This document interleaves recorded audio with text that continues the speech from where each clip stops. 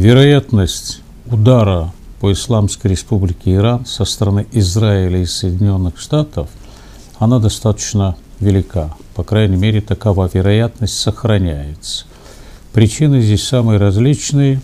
Это борьба за мировое господство и государство по имени Соединенные Штаты, и той мировой финансовой олигархии, которые хотят подчинить весь мир власти денег.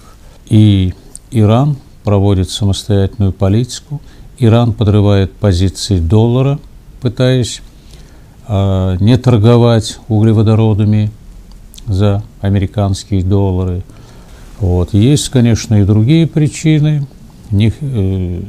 Запад в лице олигархии, США прежде всего, не желает развития самостоятельных суверенных государств. Такие государства уничтожаются, подавляются или проводятся цветные революции с целью установления проамериканских режимов. Каковы последствия могут быть такого удара? Ну, первое, нужно сделать все, чтобы предотвратить акт агрессии. И в этом заинтересованы Россия, Китай, Индия, да, собственно говоря, большая часть мира. Весь мир, большинство стран и народов и цивилизаций заинтересованы в том, чтобы не допустить акта агрессии, последствия которой будут катастрофичны. Первое. Мы получим такой долгоиграющий конфликт.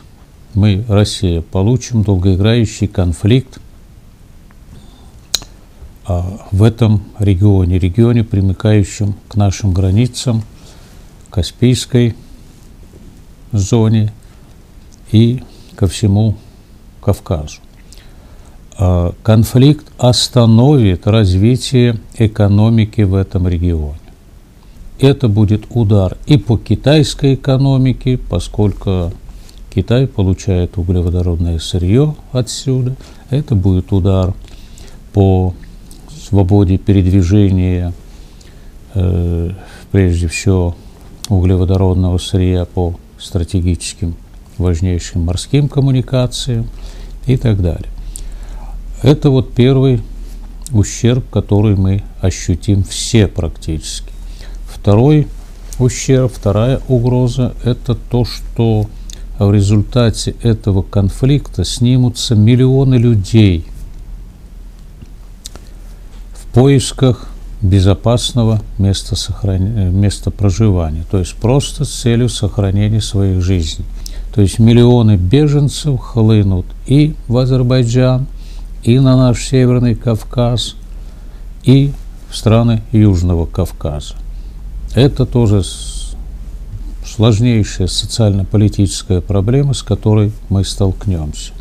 Если будет нанесен такой удар, не дай бог, то израильтяне, по крайней мере, и американцы будут наносить удары по ядерным объектам, включая мирный атом, включая Бушерскую атомную станцию, а это приведет к выбросу радиоактивных веществ.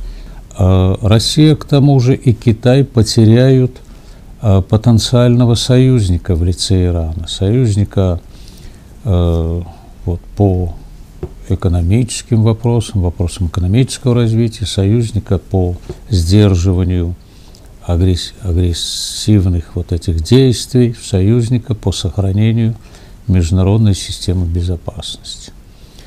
И в результате геополитическая ситуация в регионе может катастрофически измениться. Нужно понимать, что и Израиль, и Соединенные Штаты, они не заинтересованы в демократизации, в сохранении прав человека в этом регионе. Они заинтересованы в том, чтобы дестабилизировать весь этот регион и своих конкурентов геополитических в лице Европы, в лице Китая, Индии, просто опустить в их развитии, то есть снизить конкурентные способности.